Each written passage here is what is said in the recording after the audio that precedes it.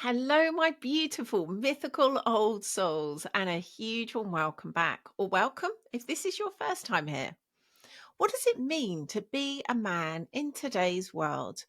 Well, that's the very exploration we're going to be in today with past guest Arthur Haines. Arthur is a Maine hunting, fishing, and recreation guide, forager, ancestral skills mentor, author, public speaker, and botanical researcher.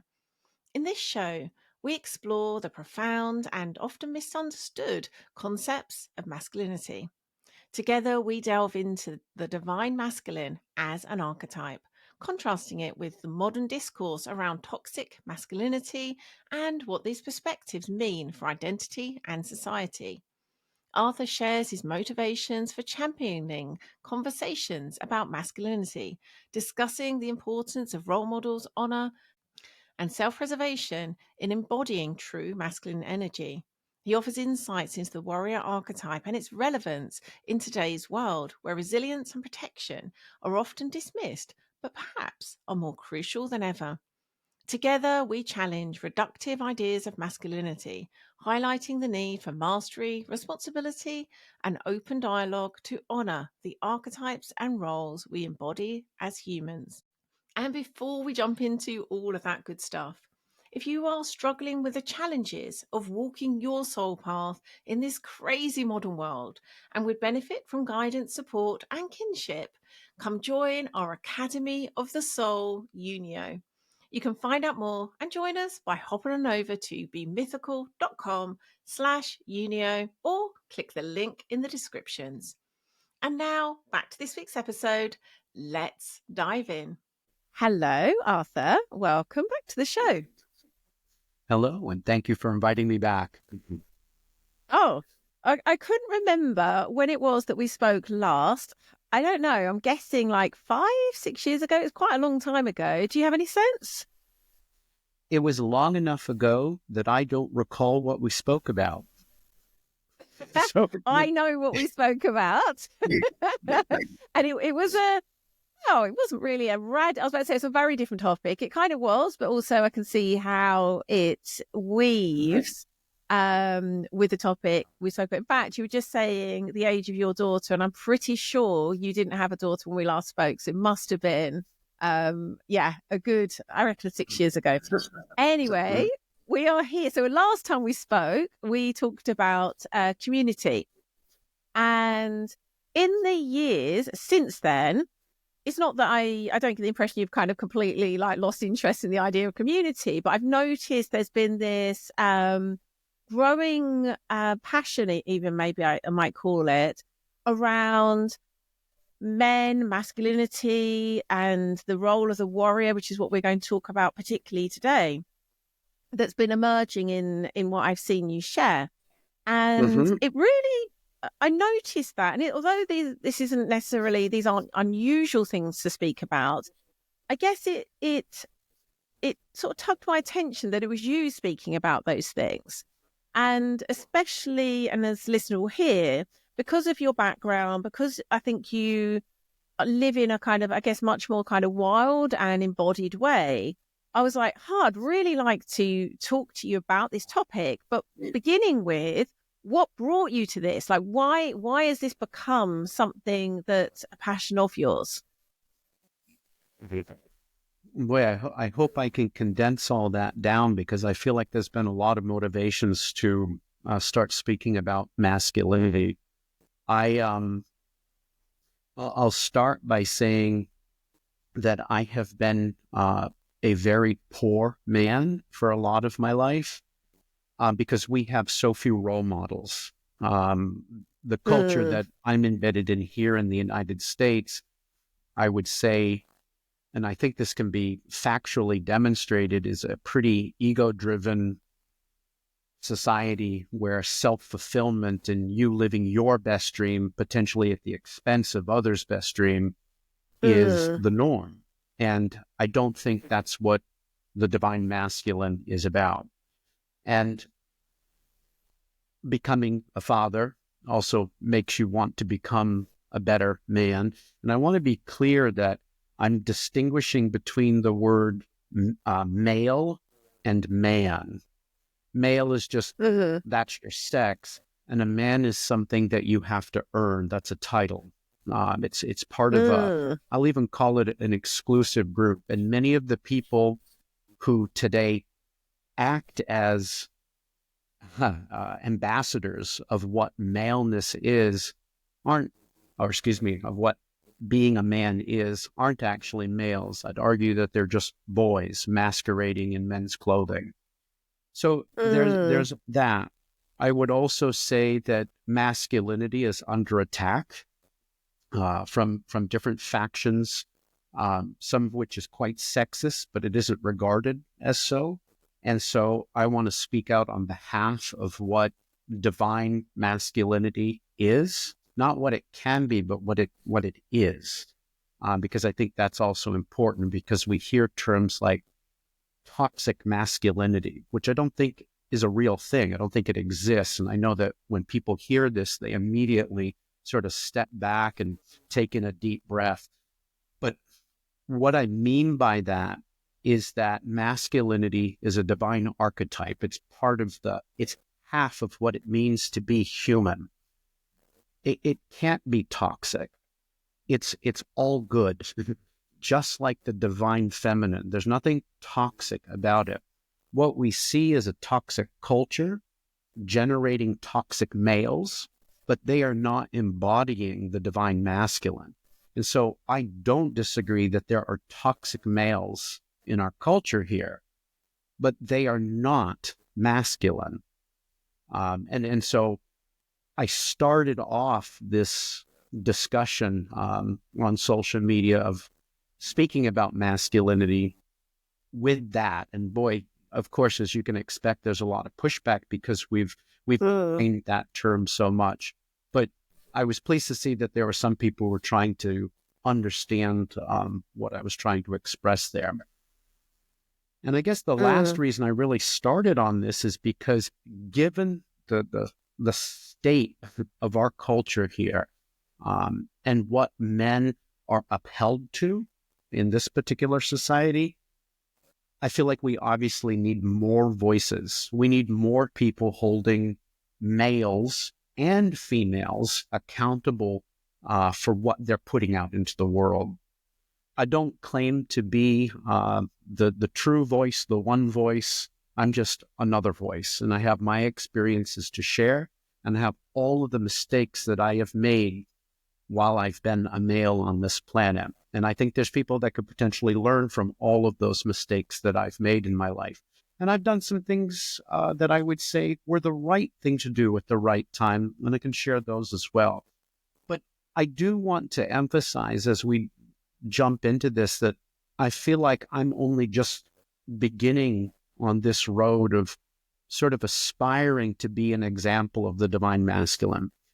And I don't have everything worked out. I don't have lessons on every topic. And there are things I could be asked that I would have to just say, man, I don't know. I haven't thought about that. And I'm hoping that that's okay, that we can just explore this whole topic together and not consider me as some type of dictionary on what it means to be masculine. Mm. I really appreciate everything you've shared, but that in particular, because I think which I guess goes back to the very reason it was you that I wanted to speak about, because both on this show and, in the media and in social media particularly, there's lots of talk about divine masculine, divine feminine, and I guess, people feeling like they do understand it and embody it fully. And I think much of the time when that's happening, it's probably questionable that's the case. And my experience of you and my experience of how you're approaching this is in a much more kind of grounded, humble, this is what's speaking to me, this is what's calling me, this is where I am. But with this real recognition, it's going to be a journey of asking lots of questions and experiencing things and learning from them, which I think is just the truth for all of us as humans. And I think if we can start there, we've got some hope of discovering something that's true, rather than these ideals and ideas and kind of like pretending we are and living example of those, and probably by doing so, missing what the work is. Yeah, and we have to, I guess, remind people if they don't know of what my setting and what my background of study is. When it comes to Homo sapiens, I try to study what our evolutionary norms are. In other words, any animal has its biological norms. If you take one animal and move it to a new setting that it's not adapted to, it may not thrive. In fact, it may fail to live at all. It just depends on what conditions they're adapted to. And when it comes to humans, I study in great detail, native or the indigenous communities around the world, because they have a lot to share with how we've interacted with each other communally, what our rituals and our rites of passage, what our diet is, what were our child rearing practices prior to, the agricultural revolution. And what I've also really appreciated about studying this is this understanding that we have all of these things that we believe to be the case now, these alpha males, beta males, and in fact, we go on much further than that and classify, these 7 males, the sigma, the delta, the omega, and so on. But that's a relatively modern feature. And in fact, it's so ingrained in our society, this idea of the alpha male, the leader, and the beta male, the inferior man, that we Flintstonize it. We assume it's always been the case. There was always the wonderful hunter who got the admiration of the tribe, and there was always this person who was terrible. And while I'm not claiming that there weren't differences in skill sets amongst the men, most indigenous tribes, and I'm talking about people that were living their biological norms before they were impacted by colonization, or right around that time when anthropologists could still study a relatively intact culture, we didn't see that. What we saw is something that's actually called reverse dominance, where the ego and boasting and sort of showboating was actively shamed. In other words, we had people who were egalitarian. One person who may have been a more skilled hunter than another still had to give up the spoils, if you will, of those successful hunts, because harvest sharing, that food sharing that happened in the tribe, was a requisite. It was enforced. And so this whole idea of the superior and the inferior man, there were cultures that just produced mostly, and I don't want to say adequate, but everybody was competent and contributed.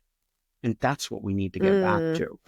And so that I often look back on what were our norms up until very, very recently, when agriculture and industry took over and changed the actual social hierarchies that we have, where now we have a very stratified society, but that was not the case. So I'm looking to have a form of masculinity, if you will, that also recognizes that we were egalitarian people, and the masculinity that was displayed during that time, not this way of the superior man where I'm going to get all the money and all the babes, and I'm going to have multiple homes, and I'm going to have boats, and I'm going to be amazing. And the earth just suffers for all of that. I'm already feeling so pleased that we're having this conversation, and thank you so much for giving that context. I think it feels as though we can then have a conversation from, I guess, like a landscape that's actually real, or certainly was our reality for most of human history. And, in some ways still is our reality, even if we're sort of living in a slightly sort of illusionary version of it. So coming to that being the way that humans lived for most of the time we've been on this planet, it's, I think, easy to then say, okay, well, we can look at those, and I think most people would have probably a fairly good guess at kind of roles that mostly men had in those cultures, and mostly women had in those cultures, and we can probably say, there's commonalities across, time and across the world, where there were certain roles that either sex played. I think it might be good to just like perhaps point at those in a kind of slightly, just summarizing it way. But then I'd like to come to a question that I think is something that is either directly or indirectly behind a lot of the controversy that people are talking about in the last, I don't know, 50 odd years, which is, does it make sense for those roles to still be the roles that we're living today in a world where things have changed so much? Like what can those roles still tell us? How would they benefit us? But if you can sort of start by a little bit of a kind of summary, just so we're all on the same page. Yeah, I mean, one of the things that, there's a certain segment of modern society that really hates the idea that there are different sexes and that there are different genders. And we try to shoot that down, or I should say they try to shoot that down whenever they can. There's been recent papers that, demonstrated that it wasn't just the males of hunter-gatherer tribes that hunted, the women hunted to see there was no differences.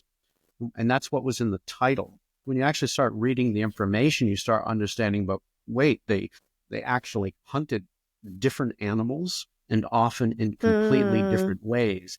So even though they both hunted, the actions that they actually undertook while they were out on the landscape supported gender roles. For example, women often hunted in groups, and they often hunted smaller animals. Now, that is not to say that they never hunted as men hunted, but that wasn't the commonality because of the different traits between men and women. And so that's one thing that's kind of important, I feel like, to understand. There's a wonderful study that looked at a particular native tribe in Africa, and men and women fished. And we can just leave that to be the end of the story.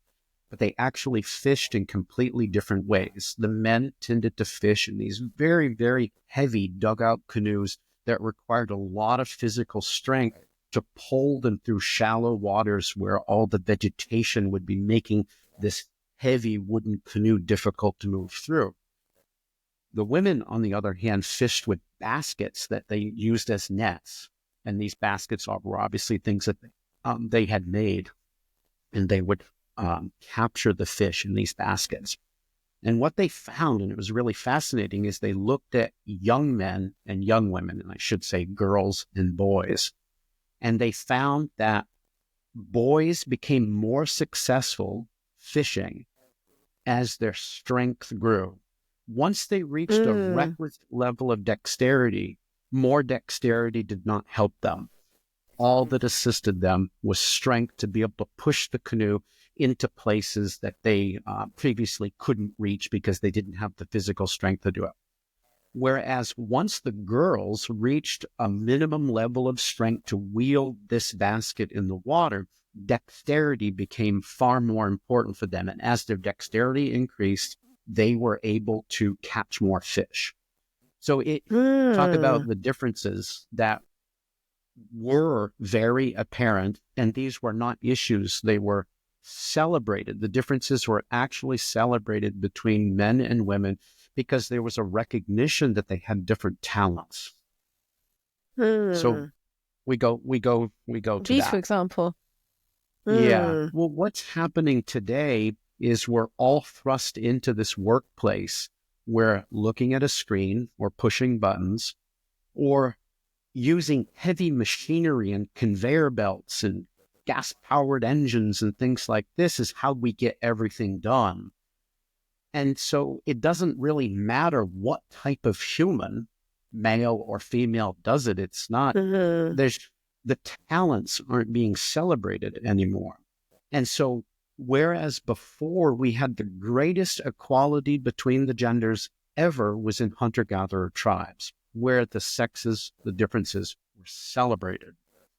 What we're trying to accomplish now to get at equality is to pretend there's no differences. And it's a stark goes against everything biologically that we can observe. And it makes for a lot of really, shall we say, discussions that reach levels of And they're just disrespectful, right? We can't even hold these conversations anymore because people get so upset about them. So here where I'm located in a very rural area that has wilderness around it. And here where things like hunting and splitting wood and carrying water and butchering animals and cooking meals and taking care of the home and taking care of the buildings, it just sorts itself because the physical strength of the man, it becomes obvious my partner can't even lift this, whereas I can. And then when it comes to the child, it's something that's going to be disputed by many, but I think that there is a gift that women have of consoling children who have been hurt, who are sick. And it's not to claim that men can't do this, but there's something sacred about the women hold, nurture, and care that it's not lesser. It's the glory work. It's the actual hardest work. Many men can't even accomplish it, right? And yet here we are not wanting to recognize that men and women have different roles in the family and in the wilderness. So if we moved away from this industrial society where we have electricity and coal-fired power plants and gasoline doing everything for us, the gender roles emerge. But inside of a city, inside of a building, it makes total sense that people say, but heck, either of us can do this equally. And I agree. But it requires this industrial civilization, which is fragility on a scale that has hitherto been, unseen. It requires this house of cards to stand tall, and that won't always be the case. And we've watched interruptions to it from extreme weather, economic collapse, war, and so on. And those gender roles reappear in those situations in many cases. So perhaps that's a good place to leave that topic. But here we celebrate what it means to be a man and a woman and recognize that both of their roles are equally important. The hunter who gets all the glory on the hunting, shows and things like that, I can't even go into the forest without somebody caring for the children. And that is just as real and important and integral to the hunt as my ability to draw a bow back and fire. Yeah. Oh my God. I keep having this moment of like, yes, I'm so glad we're having this conversation. It's again, your embodied experience of the reality of these things, I think is strangely rare, even though again, it was something that would have been just so commonplace not that long ago, really. So just from that place, as you're saying, in this modern culture where most people aren't in a kind of the type of environment you're in, living the kind of life you're in, why would the average person therefore care about the differences between men and women? As you say, if you're in a centrally heated corporate building, working on a laptop, does it matter? And given that's most people's lives, does it matter? I'm slightly playing devil's advocate here, but I think it's I think it's a useful question to explore. I feel like every time we try to transcend what it means to be human, we run into problems. For example, we have been omnivores on this planet our entire existence, and we ate both raw and cooked foods. I mean, the cooking of food predates the emergence of our species. The archaeological record shows that Homo erectus, a species that we share ancestry with or share an ancestor with, was cooking their food long before Homo sapiens ever appeared. We inherited this from other hominids that were on this planet. And when we say we're going to go all raw or all vegan or all whatever, and we get into these extreme diets, health consequences always ensue. when we try to, let's stop having equality. Because remember, equality amongst the genders was our evolutionary norm. We practiced this for a long time. We don't have that now, right? And look at what the havoc that it's causing, not only for not only for male versus female, but look at our young who are just the property of the adults. They were sovereign humans who did not feel power exerted upon them constantly by the adults who care for them in hunter-gatherer situations. And we can just keep going with these types of examples, but let's just leave it like this.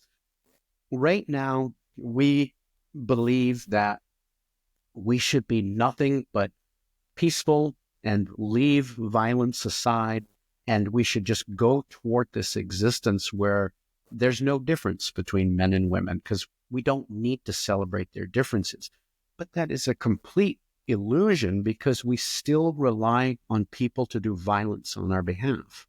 That's what law enforcement is. It makes it so that the family doesn't have to do it. We're going to rely on somebody else to do that violence for us. That's what our military is for. Obviously, the military deals with violence typically from outside threats, so law enforcement is dealing with our domestic, the threats between different members of different communities or different households, or sometimes even within the same household. But you're still relying on somebody to do violence on your behalf. And no matter what you might say about it, if somebody, whether they're sane or not, who enters your home to commit violence against your family, if you're not able to do that, you now have to rely on somebody else. So we still have these threats to our existence. They still exist. It's just that this urban living sometimes obscures it to the point that we don't think it's really there anymore. Oh, yes. That's and we do this with so many things, don't we? It's because it's kind of like not in our day-to-day consciousness. It's like, oh, we no longer have this, or we no longer need this. And yeah, to not look there creates all kinds of things that if we actually, once we start to see them, they're probably not things we would choose. So this seems like it's a wonderful segue into this idea of the warrior, the noble warrior, and how vital this is. I guess the one thing that I'd like to also add to this, that's really of interest for people that don't know, our physical form that we have today, even the size of our brains, is likely based on the use of fire, right? We had fire that pre-digest our food. And as we came to cook more and more, or I should say a higher proportion of the foods that we ate, what we noticed is that, again, in the archaeological record through time, our rib cages shrank. And that happened because our digestive tracts didn't need to be as long as they used to. And as that shrank, all those neural cells that takes to manage digestion, which is a huge amount of resources that your body needs to commit to digestion, could then be allocated to another neural center, and that's our central nervous system in our brain. So we noticed as the rib cage shrank, the cranium increased in size, because there's just only so much resources you can allocate to the amount of neural tissue that you have in your body. But we also saw things like our dentition became less dramatic, the teeth became smaller, our jaw muscles became weaker, and a lot of things like this that were the result of using fire. But there's something else that has heavily impacted the form that we have now. If we look at earlier species of hominids, just really huge forearms and chests, and this was, from male on male aggression, for protection of resources, for fighting off other males, protecting the family, and so on. And then we noticed as we get closer and closer to and including Homo sapiens, we have a much more gracile form compared to some of those earlier hominids. And that's hypothesized to be the result of the use of weapons. Because as we became tool users and started to understand how we could use weapons to essentially augment how dangerous we can be to other organisms, we didn't need to then allocate resources to these massive bones and these massive muscle groups, because sharp blades attached to arrows or spears could inflict damage at distance and so on. So whether we're talking about human to other animal hunting, or we're talking about male on male aggression, whatever we're talking about, we changed and formed through our use of tools, the kinds that we used when we were committing violence. So we're actually shaped in part by the idea of the type of violence that we commit. Now, that sounds horribly unevolved, perhaps, but violence doesn't have to be immoral. And so I'll stop there, but I just like sharing with people that current hypotheses suggest that the very shape of modern humans is in part based on the type of violence we have inflicted. That's incredible. No, I'm really glad you said that, because again, there's just like biological realities and history and survival reasons for so many of these things that we're talking about that generally we are not aware of. And I think it's so helpful to have this context. So coming back to again, and I think again what you just added was a really great sort of segue into this role, this archetype of the warrior. And as you were just saying, this has been something that we've probably again had for all of the time we've been on this planet, and yet it's become something sort of slightly outside of our conscious awareness, is outsourced. And I know the post that I sort of first kind of saw and thought, oh, this could make a good conversation. You were saying that is something that we still need. And so let's pick up that thread. Why do we still need the warrior? The thing that I saw on a video, mind you, that sort of made me want to jump into the fray of talking about masculinity, and I'll just share it briefly, was a video where a man witnessed another man, a very aggressive man, grabbing a woman from a car and essentially pushing her against, I think it was a brick wall, maybe of a building. And the other male who witnessed it sort of approached the aggressor and made a comment trying to interrupt this, and the aggressor drew a firearm. And what happened at that point, without it being stated to the audience, was the male who was trying to interrupt this calculated his odds of succeeding, realized that against a handgun he had no choice, and he left. And he left this woman to whatever fate she was going to suffer at the hands of this aggressor. And a particular woman that I know commented and said, so he just left this woman? And the slew of comments that came from supposed men who were said, yeah, he couldn't have won. He needed to save himself. And if there's any more evidence that you need that our culture is completely self-serving, that it is not thinking about the collective, it's not even thinking about the weaker, physically weaker, or the disabled members of the collective, it is only about self-preservation. And all the comments were rife with essentially self-preservation was the prime motivation. So now there's no honor, there's no chivalry. And I spoke to my Brazilian Jiu-Jitsu coach about this.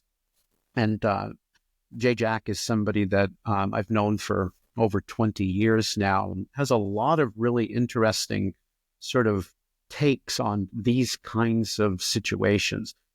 And he took all of my thoughts and he boiled them down into this one really amazing statement.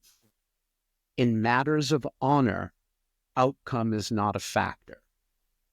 So what he meant by that is, let's say you're trying to beat the changing traffic light. It's going to turn red soon. And this is a logistical thing. Can I beat it? And if I don't, will I get ticketed? This isn't a matter of honor. So you actually calculate your odds of succeeding. If I think I can get Mm-hmm. through this light without it having turned red for too long, I'm just going to go for it because I'm not endangering anybody. I'm not going to get a ticket and so on. But when it comes to honor, when it comes to protecting other people, the outcome is no longer part of what you make your decision on. In fact, I'd Mm-hmm. argue that there is no decision to be made, that honor would say you move forward and you have the courage to do what's necessary. And you can ask the obvious question, but what if you're killed? And my answer is it doesn't matter, because you show who you are by what you stood up against. There are odds that we simply can't win. But by Mm. standing up against those odds, you demonstrate your moral character. And my coach said it slightly differently. He said, maybe only for 5 or 10 seconds, but that woman would know a kind of unconditional love from a stranger that she had never met. And it might only be for a brief bit of her life, but she would have been shown a kind of love that her life mattered more than his. And isn't that Mm. what we're supposed to be as the protector? We're not supposed to be thinking exclusively about our own existence, but that the existence of the people that are under our care. And I describe the people who are under our care are everyone in our world. Now, I didn't say the world, right? Because I can't protect the world, but the people that I encounter on the street, the people that live in my home or my circle of friends, those are the people that are part of my world. And so those are the people that are in my care of protection. Mm. Oh gosh, there's so much in everything you've just shared, in that story, in what your coach said. It I was noticing as you're talking that I thought I had a sense of what we're talking about, and that there was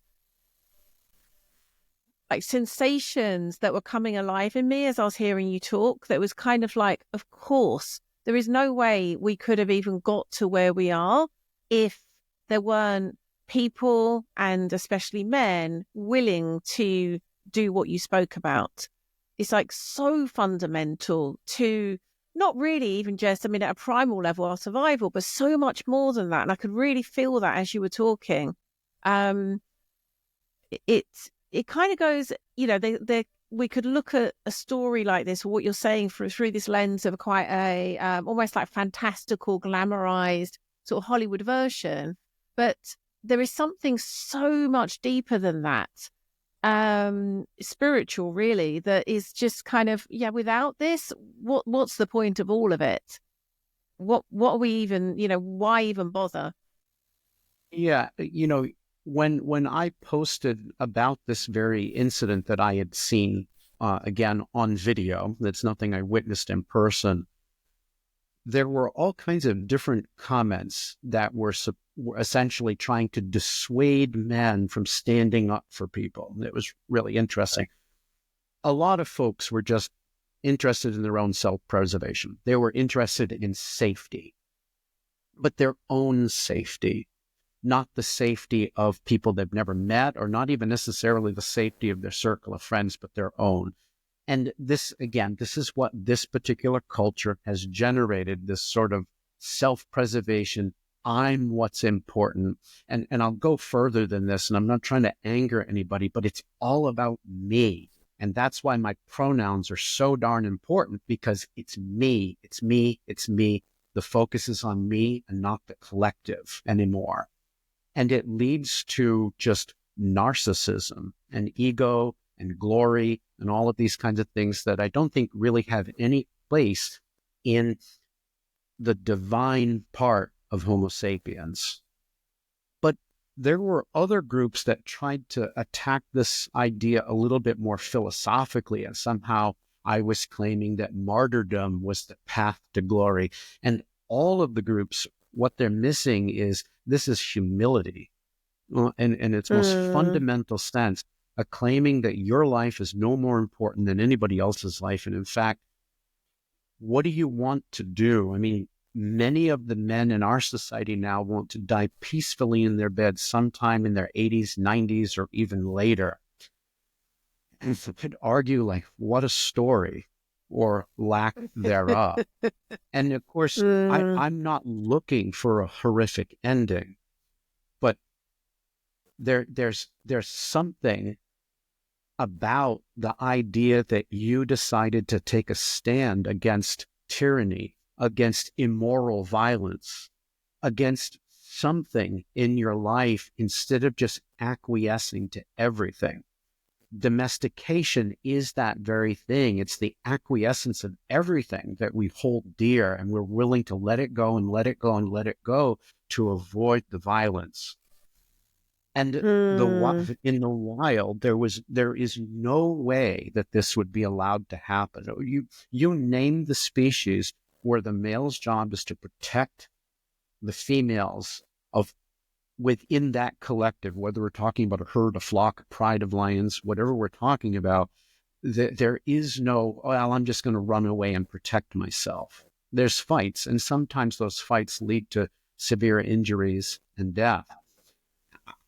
I'm not trying to claim that we need the Wild West to return, where vigilantism and all of this just sort of returns and there's lawlessness and chaos. This isn't what I'm trying to say, but I do think that we have lost something in this human domestication process, in this move toward a more ego-driven society and ego-driven goals, where now even the men aren't willing to be protectors because they might get hurt. Mm. Gosh, yes. So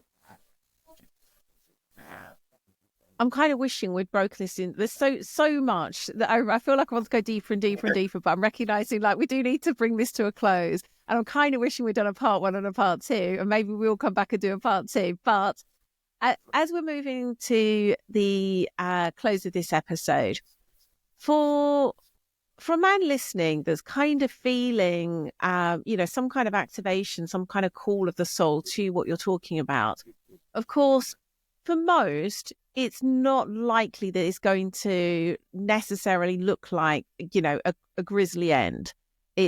But there is a kind of, I guess, looking at this archetypally, this way of living, this way of relating, this way of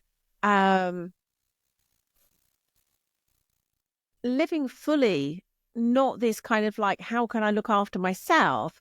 It seems to me that's an orientation that one could just bring into life, not just into situations where we're being called to protect someone. So for again, speaking to the men who are hearing something in what you're saying, what might this look like for them in their lives right now, where they're not necessarily going to be kind of in a situation where they're being called to protect or run away? Yeah, but certainly not on a daily basis, but it happens. I mean, I've encountered Mm. situations where groups of people were hurting someone else. I didn't go looking for that. I'm simply driving down the street and I hear somebody screaming to help somebody else. And Mm-hmm. so I didn't go looking for it, but there it was. There was an obvious Mm. need for somebody who required protection. Um, Look, part of the divine roles or sacred roles of the masculine are to provide and to protect. And everything can get distorted now. If we were to take the idea of providing, well, in order for men to provide, they have to create surplus. Otherwise, they're only providing for themselves. If they're going to provide for a family or a community, they have to create surplus. They have to have a Mm-hmm. mastery of their skill such that they create surplus. Well, we can just distort that to the point that people just amass millions and billions of dollars, and almost always that has somewhere in that chain, there's resource extraction and massive energy use that harms the planet. That's where Mm-hmm. the feminine comes in to sort of steer that vision of the man to make sure that once the community is provided for, the man's efforts are now directed toward the woman in all kinds of ways where the man can put his energy in and not just keep taking it out on the world. And that one of those is intimacy between the man and the woman, where a lot of energy uh, can be put. That is a wonderful and a wonderful way to guide that man toward not just continuing to amass more material wealth. So there, what I'm saying is we have ways where even the idea of providing can get distorted. Now, put that back here toward this idea of protecting. Of course, that can now become distorted as well, that somehow that a man who becomes good at protecting people has to be violent all the time. And that's not what masculinity is at all. That may be what toxic men are now, but that's not what masculinity is about. And there's this wonderful saying that many people might have heard, and it essentially is, if you have no ability to commit violence, you're not peaceful, you're harmless. There's a huge difference between those. I've spent 25 years of my life in a mixed martial arts gym. I'm not a professional fighter, but I don't want to be a target, nor do I want my family to be a target. I want to have something that changes the odds in the confrontation so that I can fulfill my role, that divine masculine of being a protector. That doesn't mean that I go out and commit violence, but I'm prepared for it if it comes to me. And I think, again, if we've lived in this, it's kind of an illusion because there's a lot of violence going on this planet, much of which our societies that we live in are committing on foreign land, so we're not necessarily seeing it. But we've lived in this sort of imaginary period of stability, and we've enjoyed perhaps more stability in the last 50 years, maybe 75 years than almost any other time of this industrial culture. I mean, if we look at World War I and World War II and the Vietnamese War, the Korean, we've had all of these conflicts. But here on our soils in the United States, we've had very little of that since World War II. Of course, we had 9/11 with the towers being brought down. But for the most part, people have enjoyed this just idea that it's just nothing but peace. That's not going to last forever. I'm not a doomsday person. It's just a recognition that no society has been able to keep going without being taken over by others or dealing with other, like climate change and environmental catastrophes, whether that's immigration and massive amounts of refugees coming. Whatever it is, there's always these perturbations, if you will, that can change the conditions we're experiencing right now. I want to be resilient, and I want to be ready for those. And I know that as resources become scarce, good people who are good right now, may not be good when they haven't eaten for a week, or their daughter or their young son is starving. People will do immoral things then, but it's not immoral to them, right? They're dying and they've got to work and do something for survival at that point. So I'm just claiming I'm not looking forward to it, but I want to be ready for that. And I want my children to know that that's a possibility they could experience in their life and be ready for it. Yeah. I've just realized secondhand, I had such a perfect example of what you're talking about recently, that one of my close friends lives in North Carolina, where the whole hurricane and floods and everything hit recently. And even now, months on, they still don't have running drinking water. And it my friend, was prepared, is prepared physically, mentally, and, really took part in the efforts to kind of restore the community and help have people provided for, fed, fresh water, all the rest of it. And it was, again, what you're talking about could seem as though, is it really going to happen? And, just in the last few months, my friend had that happen completely unexpectedly out of the blue. And yet he was prepared.